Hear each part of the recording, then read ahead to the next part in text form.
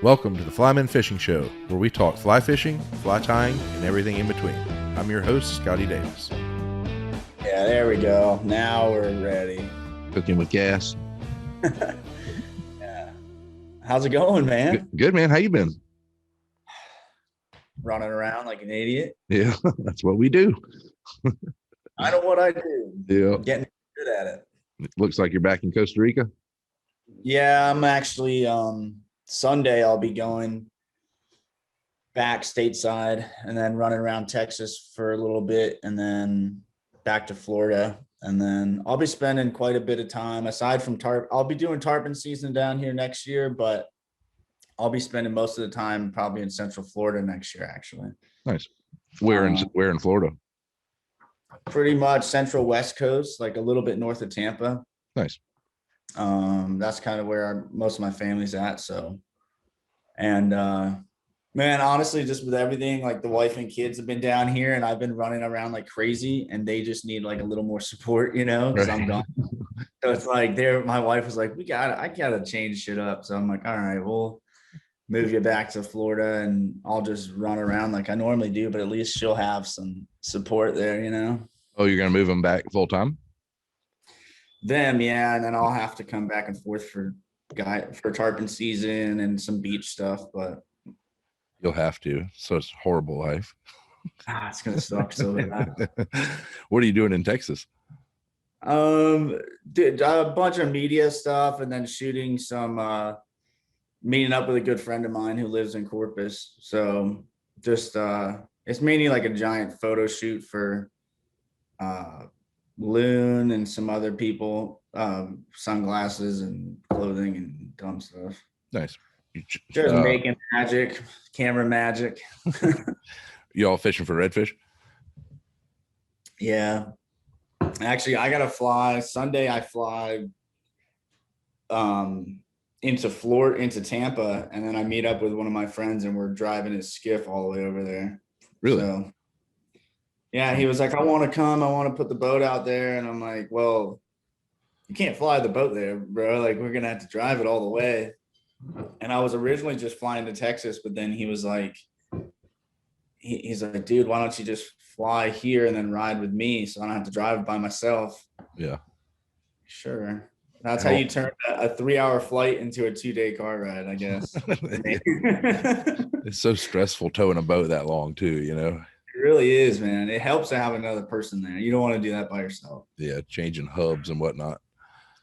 Oh, yeah. When did you get back to Costa Rica? I've been here since pretty much September 1st. And then we had September, October is our tarpon season, which was just crazy. And then I've been working on a tarpon video for probably since April this year. And we kind of just wrapped it up, and it's sort of like one I've been keeping secret for a while. Normally, like, I like to edit, like, get stuff out fast, and it's more just like YouTube oriented stuff. But this one, we were like, let's do it. Let's do a little more justice, Yeah. So we spent a lot of time on that. Yeah. When is that going to come out? Man, I'm not sure, to be completely honest. We'll see. You're going to try to launch it like the film tour or something like that? There's a chance. I mean, I've showed it to a few people and they're all like, ooh, that's pretty awesome. So it's hard to say hard to say what to do with it, Right. But we're sitting on it. We'll sitting on it for right now. Yeah. And it's primarily jungle tarpon? Yeah, it's all, it's sort of oceanside fish, but it's way up at the border of Nicaragua, Costa Rica, where we've been bringing clients. So it's pretty cool. Yeah. Yeah. I mean, it's tarpon fish. It's tarpon fishing, so it's not like it's not bad. So that's your season. You said September, October was kind of the guiding season there for them. Yeah, we do like late April. I mean, really, the fish are there all year, but the problem is weather. So we're trying, like, the weather's really sporadic, and if you get there and the sea's really high, you're not making it out the river mouth. So it's like pointless to go there when you know it's not good weather, or because there's not a lot of different options once you're there. If you can't get out the river mouth to fish the ocean side, you could fish some lagoons, but it's not really good. So just to make it easy, we pretty much did late April into early June.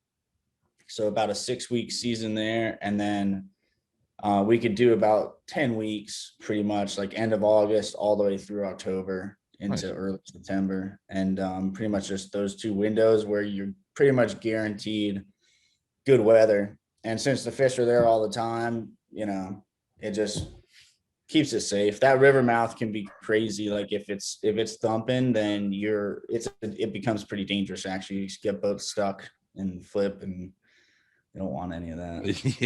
Yeah. Do the rivers like upriver in the jungle, do those get real flooded too most of the year?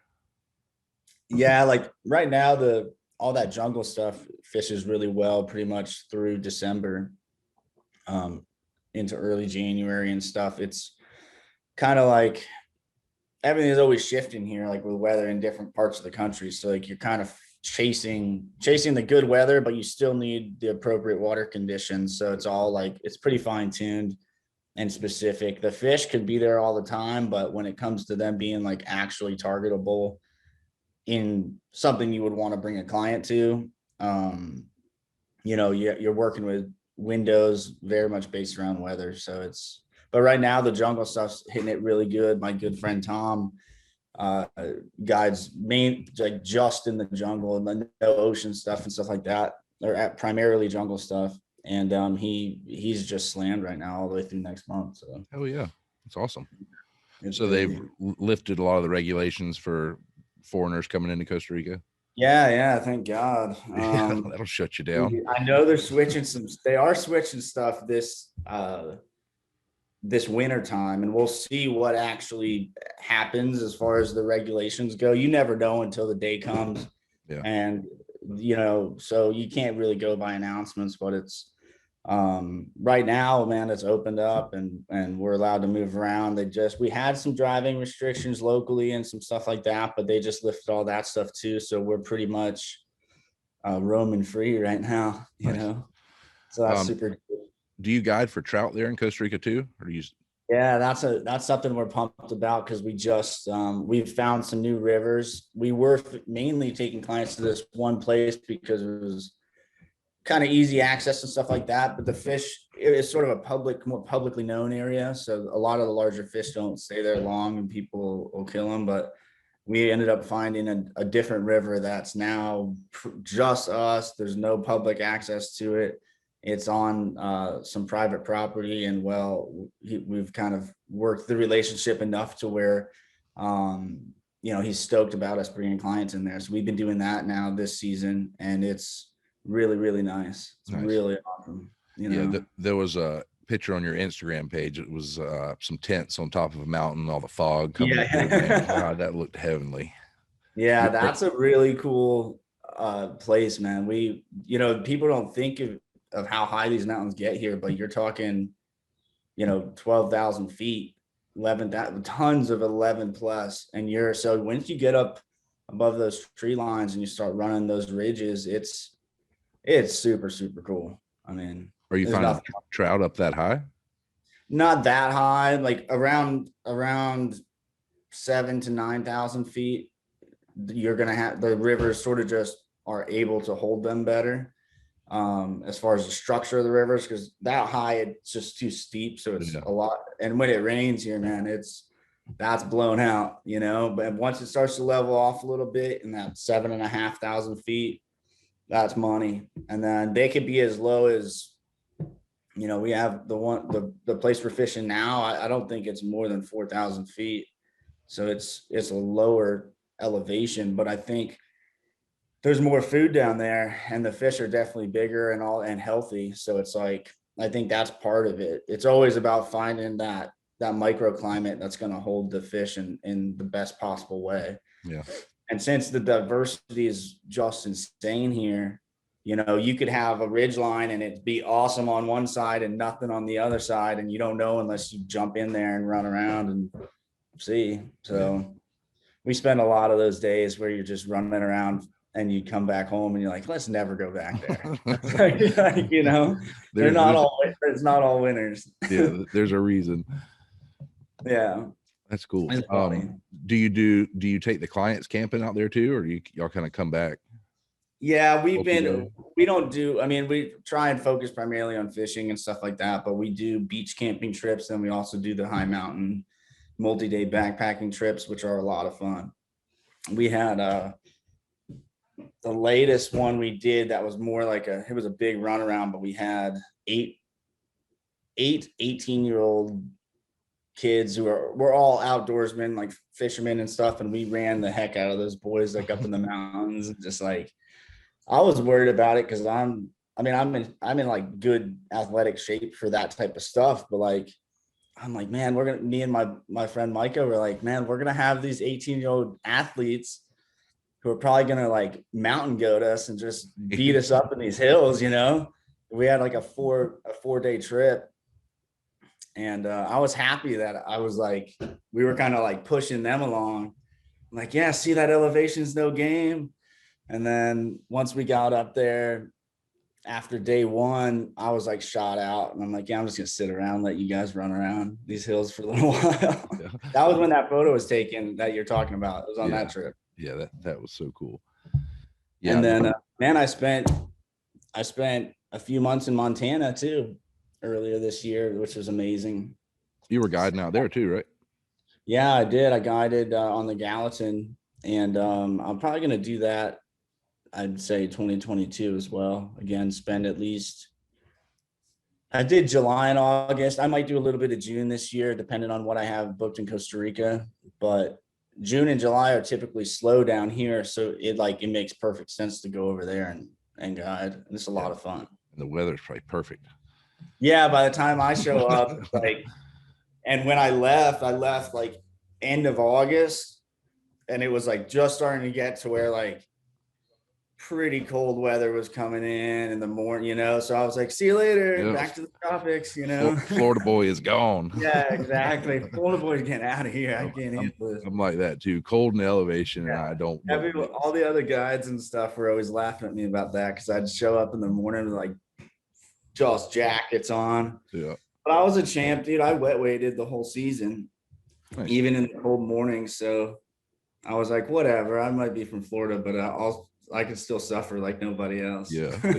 Did you do walk-in trips, or were you in a drift boat? Yeah, I pretty much did walkways just because I don't have a boat out there and things like that. But it was so busy. I couldn't believe how busy the whole place is out there. There was a lot of people running around Big Sky and all that. So yeah, you could just pretty much doing 2 half days, like a half day in the morning and a half day in the afternoon. Yeah. And where were you based out of? Where were you staying? I just rented a camper. Nice. In Gallatin Gateway area, like outside Bozeman. And dude, it was super nice. Super nice. How long were you out there? You said most of the summer? I was there all of July and August. And then I spent a little time in Idaho and Utah afterwards, fishing with some friends, and then came back down here and went right into tarpon season. Yeah. That's awesome. Yeah, it was good. Did you take a lot of clients that fish for you in Costa Rica? Did they meet you in Montana to fish? You know, the reverse, actually. Yeah. Yeah, a lot of those people knew I was out there but couldn't make it, and then mainly just getting people that I was fishing with there to understand, I'm fishing all over the place. So if you had a good time, come check me out in the jungle. And Costa Rica is a pretty heavily traveled place. You know, a lot of people frequent here. Some people come here every single year, you know. So that was actually a good opportunity to open up the Costa Rica thing a little more. So we've got definitely some tarpon trips and some beach camping stuff out of that. Nice. Just those. So yeah, it's always good, you know, and it helps to have a good day on the water with people. And then they're like, oh yeah, I'll go wherever you tell me, you know.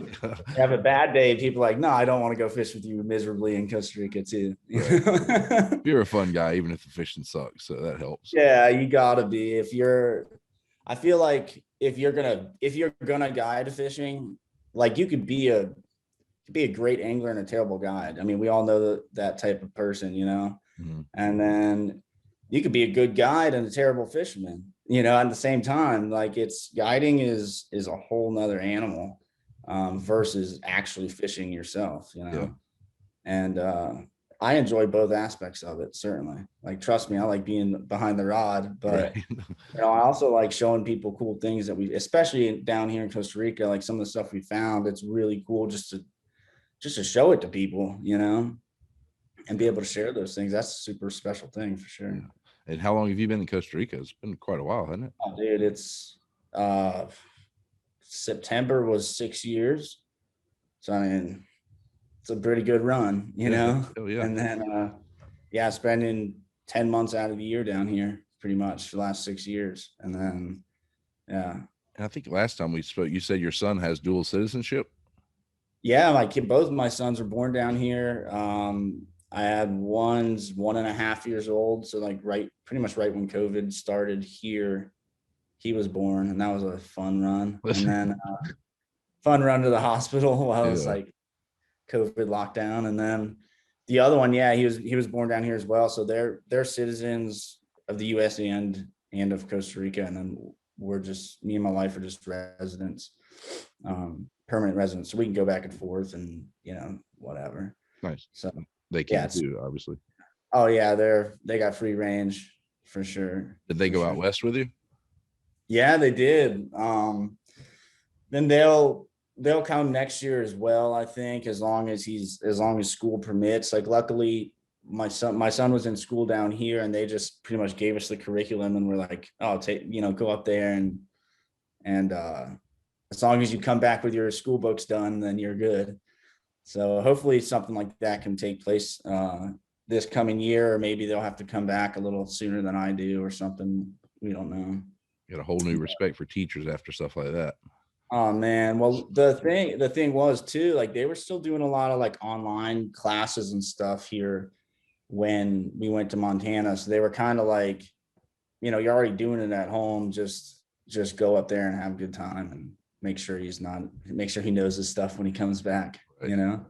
Yeah. You tend to learn a lot more on a road trip than you do sitting in a classroom. There's no doubt. I love seeing their faces, seeing the Western mountains, you know.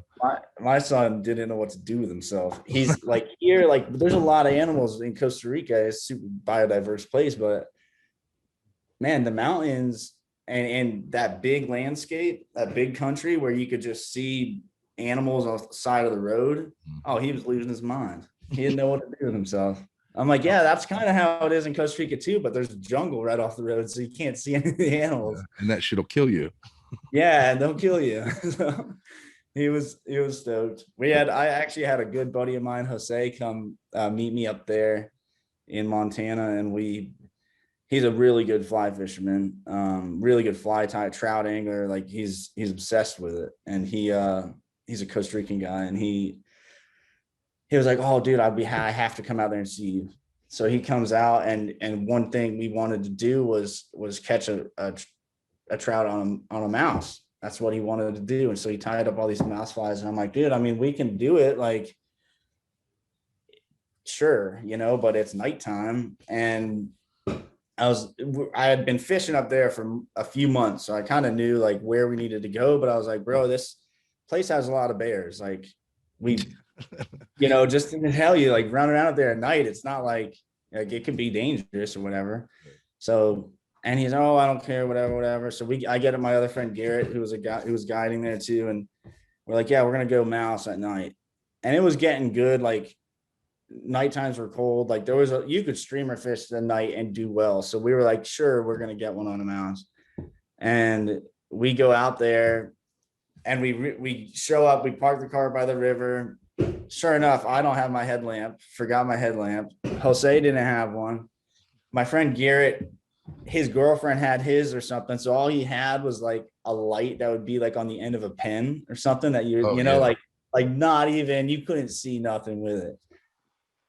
And he's like, well, this is all I got. And we're like, man, well, we drove all the way out here. Let's give it a go. So we get out of the car and we walked, like, dude, we didn't walk 100 feet from the car. and he's shining this little pen light, and he's like, "Oh, wait, stop." And he looks up, and there was like a hill kind of going up on one side of the rough road we were on, and boom, right there is like two big eyes, like this far from one another. And I was like, dude, that's a bear's head for sure. And as soon as I said that, we all kind of paused and kind of got behind that little light, and you could see, man, these big glowing eyes. And I was like, Nope. Stop. And then it literally went from like, I don't know, this high to like 10 foot in the air. The eyes just were like it stood up, bro, maybe like 35 feet from us, like right by us, because it wasn't a spotlight thing we had some stupid little car light. And Jose, he's like, first time in Montana, never really done this, trying kind of trusting us because we've been guiding up there. And I was like, dude, I said there was going to be bears, so like you can't be on me about it. And luckily it kind of like, it didn't mock charge us or nothing, but it just stood up. We backed out of there and got in the car like right away. We were back home to his wife in like 30 minutes, and she's like, "Well, you're back already?" And we're like, "Yeah, everything's fine. I just didn't feel like shaking." Yeah, it's just funny stuff. Like, not the first time I ran into a bear out west, but at night with no lights. Yeah. It was just being an idiot, I guess. Yeah, we were asking for it. Cast the mouse at him, see if he eats it. Yeah, exactly. We didn't even cast the mouse. That's what the funniest thing was. We didn't cast at all. We walked out there, hit the bear, walked back to the car. We're like, yeah, that's it. I'm not scared of bears. I definitely respect them. I had to mace one in Alaska with a bear mace, and it was probably the saddest thing I ever did. Yeah, I could never shoot one. I don't think I could ever mace one again unless I absolutely had to. But it sounded like punching a little girl in the face and her just flying off in the woods, running into trees. It was horrible. But we never saw it again. It was there every day. It was going to be an issue before long. Crazy. Golly, man, it is true. It's like they don't want to mess with you, but like if you walk up on them, it's like, what do you expect? They're gonna be there. They're gonna do something. Yeah, I got kids. Yeah, exactly. It's crazy. It was wild. I enjoyed Montana for sure. Enjoyed it. Met some really cool dudes. And then, yeah, we'll see. I'm doing a lot of fly tying now again. Like I've taken I'm getting back to Florida later this month. And then I got 3-4 weeks of just fly tying and, man, before I come back down there. Are you doing like tutorial videos? Or are you tying? I know you tie for a couple shops. Yeah, I do like custom orders. So I do, and in big orders, so I do. And I actually, the YouTube channel has been slacking, to be honest. I've been too busy to do the YouTube stuff, but I do need to pick up back on some tutorials and just catch up on fly orders for people. And then we'll see what happens. There's a place in Crystal River, Florida. I'm probably going to help beef up their fly shop a little bit while I'm there, and kind of focus on that stuff. And then been just doing a lot of photography jobs too, which is super huge. I enjoy that a lot. Is that Crystal River the area you grew up in? Yeah, Crystal River. Nice. Yeah, exactly. My dad used to take me diving in that river. Yeah. It's still a famous place. There's all the springs, and the snorkeling with manatee thing is a big thing there. And it's really all that fresh water is kind of it saves that area from having some of the water problems like you see South Florida and the East Coast with. I think that Central West Coast is going to be the last frontier if we keep the pace going, like we are. Yeah. We used to find camel's teeth in that river when we were really snorkeling. Yeah. What? It's weird. Yeah, I know a lot of those rivers have, you could still find the shark teeth and all types of bones and things like that. Yeah, camel teeth though, huh? Yeah, a bunch of them. Weird. Poor Florida had a rough year with the oil spills and the fish kills, and geez. Oh yeah. Sad. Yeah, it's hanging on, but it's very much oriented. I think because it has so much freshwater springs and stuff coming out of it. I mean, that's the saving grace. But you know what you do see happening in the Homosassa Crystal River, sort of central, they're pumping all that water south to Orlando, to Miami. So even the outflow of those springs is decreasing year after year after year, and it's only a matter of time before that becomes an issue. You mean they diverted the Yeah, flow they suck south? it all out of the aquifer and they pump it south, and that's a problem Yeah. for sure. It'll be a ecological problem. There's no doubt. I mean, it's already changed some of the biodiversity with the crabs and the shrimp and the bait fish and stuff that used to come all over there. So that's sort of, if there's a good article somewhere tying that to the kind of decline in the tarpon fishery of Homosassa too. I forget who put that out, but it's a really good article. And it's affecting everything in that whole big bend of Florida is going to be affected, but it's one of those things that, like, I'm sure, like everything, people pay attention to it once the damage is done. Then we try and fix it afterwards. Yeah, anytime you tell Mother Nature she's wrong and try to change it like that, it's not really good outcomes. Exactly.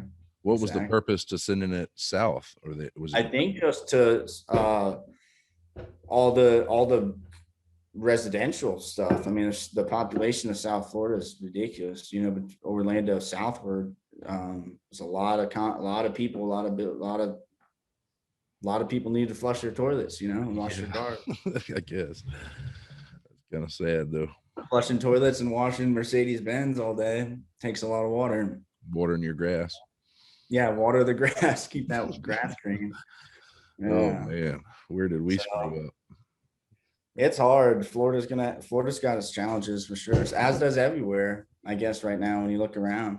Yeah, it seems like their governor is a little more proactive than their past governors, I guess. Yeah, I think so. From what I could tell, and from what I've heard, yeah, I think they're on the right track for a little while now. So we'll see. The amount of billions that sport fishing brings in for Florida, they have to kind of raise an eyebrow to that, you know? Yeah, you'd think they'd prioritize that a little bit, right? Because it is a lot of. I mean, it's a lot of revenue between. I mean, just fishing, hotels, travel, food. I mean, it's the people that come in there to fish is the real deal. So. Yeah, Florida's #1 for out-of-state fishing licenses, so it tells you they're the biggest in the country. Yeah, I could see that, no doubt.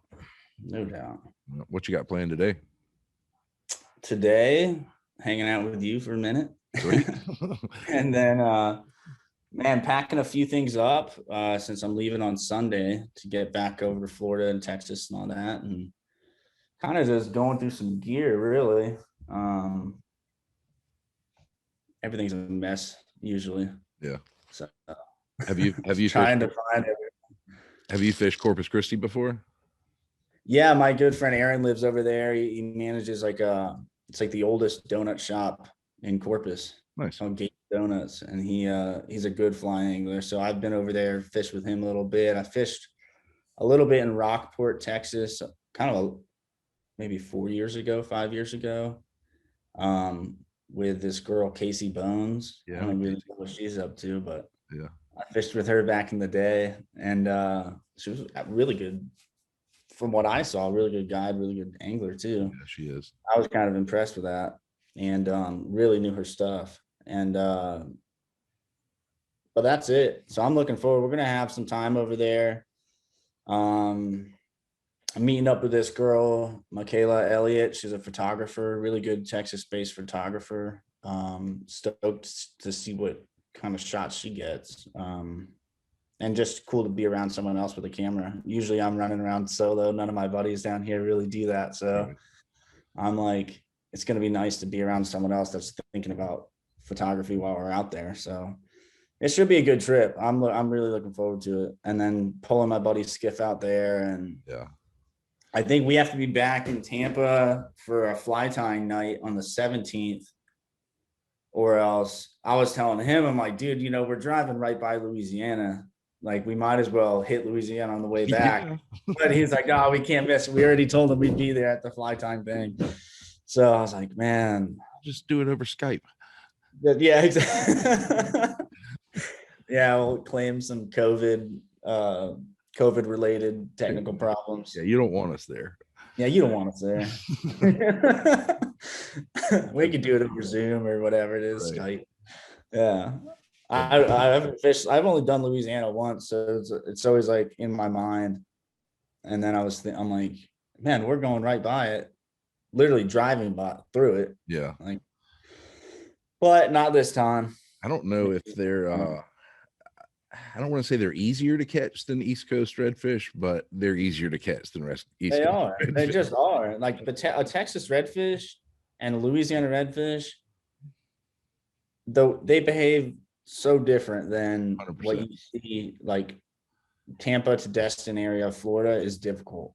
Yeah. And you don't see them behave that way. Same in East Coast redfish. I mean, like for some reason, once you get Louisiana and westward, those fish eat. They just eat everything. And they're not, you could hit them in the face. Right. You could blind cast them. You could do, I mean, it's a whole different fishery. I have no idea why. When I used to guide for redfish, it would be horrible. I'd be like, oh, so y'all ever redfish before? Like, yeah, we fish Louisiana every year. So I'd be like, oh, shit. Oh, yeah, no. You're not going to catch 30 fish, the subspecies of that fish. No, man. And that was what's funny is like growing up like in that area, like central west coast of Florida, where it's like gym clear, fish are spooky. I mean, if I catch 2 or 3 redfish on the fly in a day, like knowing what I'm doing, that's a good day, Yeah. And then I walked out the first time I went to Louisiana. The guy gave us, I was with my little brother, and he had this like it was like a 2-person paddleboard type thing, and he had it laying in his house, and we were like, dude, let's bring it out and fish off it. So we would have like the guy, it was like dude standing in the front, dude standing in the back pulling, and I kid you not, we came into this bay and there were like schools of like 30 redfish in pods, like 5 different schools of like 30 fish all spread out. And these fish were just like so ridiculous. They were like, you're in water like this deep. So they'd come by you and you could catch them right off the board, like not even casting.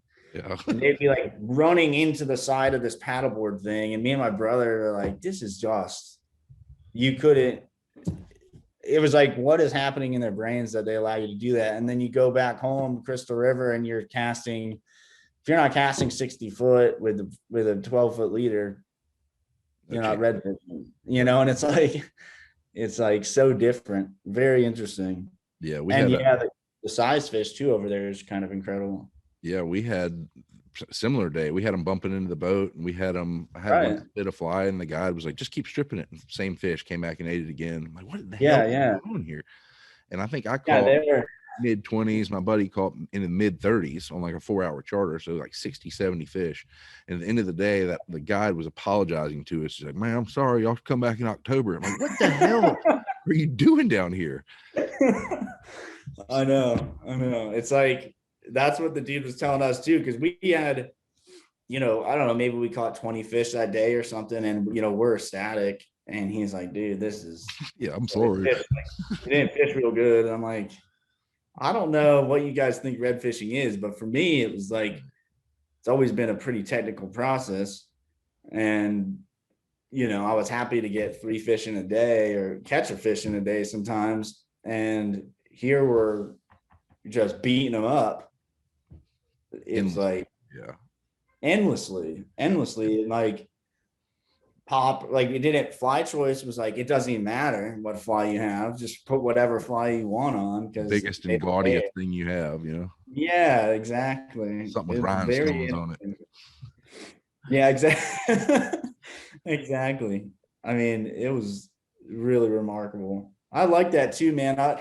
It's so funny because I could fish whatever Belize and all this other flat stuff and bonefish and stuff, and nothing makes my knees shake like a redfish tail.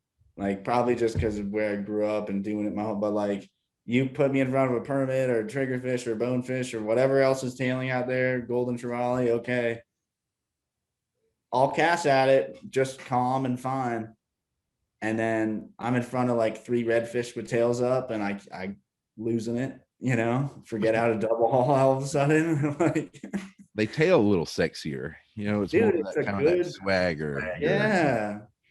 It's a special fish, man, for sure. And while like, it's everything's so driven like with media, like nowadays with in the fly world, like everything, and rightfully so, I guess. Like there's some really cool destinations and really cool things, like I play a part in that game. But it's like those, I don't know if it's just me, but I always go back to like some of the, if I just think about the times I've enjoyed fishing the most, it's like so super simple, basic, like paddleboard fishing a redfish or something, or catching bass out of a canoe in the Withlacoochee River or something. It's like all the like the rad times are like on what the industry right now is sort of overlooking, which is kind of cool, I guess. Like, not everything could be in the spotlight all the time. I get that. Yeah. But for the average person, it's like, man, if there's certain levels of the industry that are unattainable, obviously, for some. And it's like, but don't worry about that. Just go do what you have in your backyard. Right. And that's usually where you'll have the best experience, to be completely honest. Yeah. Is whatever's happening in your local area. Yeah, like you said, redfish are an attainable species. You don't need $20,000 to go to the Seychelles for a GT. You can. Oh man, kayak, North Carolina to Texas, like almost the entire East Coast of the United States and the Gulf Coast. I mean, it's an insanely large area where, and those skills you develop on a redfish, that'll take you anywhere in the world to catch whatever on a flat, so it's so attainable, and it's not overlooked, but it's not glorified like it used to be. I remember like 10-15 years ago, when I guess like the film tours and stuff really kicked off hard and all this stuff, it was like you started having like pretty nice redfish films, and then they're kind of like slacked off. Yeah. We'll see. Yeah. That's weird. I'll make one eventually. A redfish movie. Redfish video, yeah. I'm excited to see the tarpon one. The tarpon one's pretty ridiculous. I'll just say that. Yeah, there's definitely some things in there that pretty special, for sure. Anytime you can catch a fish like that in a place like that, it has to be shared.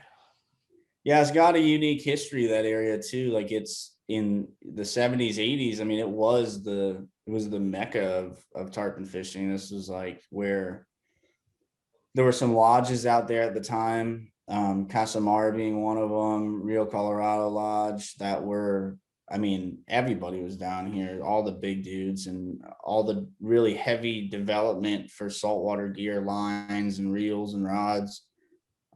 This was like the testing ground for all that. And so it's got a rich history in the industry. And then the fishery itself is just things happen here that you won't see happening in other places, and it's unique. And we're not sure really, again, where these fish come from, because they're there all the time. It's really like they stop there just to eat, but I think it'd be cool to track them somehow, like get some type of trackers in these fish and see, but they're probably coming like Venezuela, Colombia, stopping here to eat, and then bumping up to the Yucatan and then out towards Cuba and Jamaica and all that. And maybe there's like this big circle that they do throughout the year, but the fish are always here. So it's like, it's not like they migrate through only during one moment or one season. Like they're there all year long. So that's an interesting, and the numbers of fish, it's probably the largest congregation of tarpon anywhere on planet Earth. Like, I don't know. That's weird. You said that about tags. I wonder if the Bonefish Tarpon Trust has tagged any of those fish. From what I know, I had my friend Court, who's a guide in Dunedin, Florida. He came down this year to fish it, and I mean, blown away by it. And he's he's tagged some fish for them in the past, and he's a pretty accomplished tarpon angler and guide himself. But we were talking about trying to get some of that to happen, because it would be really cool to learn more about what's happening in this side of the Caribbean. Like, they're kind of figuring out more about what they're doing north of Cuba, you know, and around Cuba and stuff. But what's happening this like southeastern side of the Caribbean, or southwestern side, is not really sure. So it would be cool to see what these fish are doing. And they're big fish, you know, they're big mature fish. So they're going somewhere. But the fact that they hang out, it's always fishable. Like, living in Costa Rica and knowing people out there, because it's pretty remote. I mean, they could call me if say the next 3 days were going to be good weather, I could go right now and catch fish. You know, it's really just based upon weather. But a very interesting tarpon fishery that's overlooked for whatever reason, you know. And then when people think Costa Rica now, like with all the Atlanticus film and with all the jungle tarpon diary type videos where they're fishing them in the rivers here, which is obviously a super rad place to catch tarpon. Not much really has been shed light on this area up there on the ocean side. So the film we did is pretty nice, and I'm hoping to kind of tweak it up and make it something special, you know. The never-ending editing process. Oh, and I'm my worst critic. Like, to be honest, it's good for me to like I produce a lot of content, obviously, like for Instagram, Facebook, YouTube, all this stuff. So I'm used to like getting it out fast. And when I do it that way, it's like it stays fresh. So like as I put it out, I'm like, yeah, it's pretty cool. It's good enough or whatever. Having to like fine tune a video like this now, when I try and watch it, and I'm just like, I hate this video. I hate these clips. I hate these, you know, it's so bland to me now. And then I'll show it to my buddies and they're like, oh, it's so sick. And I'm like, well, I'm so tired of looking at these video clips that I can't judge it anymore. Right. Just burned in there. It just burned out for sure. It's funny, but it's been good actually for me just to sit and focus on something. Yeah. You know, and we've put a lot of time into filming it, and you know, over the last, I guess, 6-7 months now. Hell yeah. Yeah. It's been a process. I can't wait. Yeah, it's wild. It's wild. That's all I'm gonna say. It's wild. Yeah. Well, cool. I appreciate you doing round 2 with us. Oh, of course, man. I love it. Anytime. And let me know when you're back in Florida. I'd love to meet up and go fishing with you. Yeah, where are you at? We're in Charleston. So 5 hours, 6 hours up the road. That's perfect. Man. Yeah, let's be in touch about that for sure. Because I'd love to shoot up there. And the albies are great all winter, so it's fun. I've never done it, dude. I've never redfished north of Georgia. I never fished the coastline north of Georgia at all. Nice. So even in Georgia, like I've fished a little bit, but nothing extensive. So I think most of Georgia to me was a little tougher because they'll get about a 9-foot high tide, and they get so much water moving. Ours is about 6, which is doable. The 9 is just it's harder to position the boat. Everything's moving faster. So I don't know. I like it here. Yeah, I'd love to shoot up there. You should. Yeah, we got a place for you to stay and hang out as long as you want. Awesome. Sweet. We'll keep in touch. Let's do it, brother. Good to see you. Thanks, buddy. Later.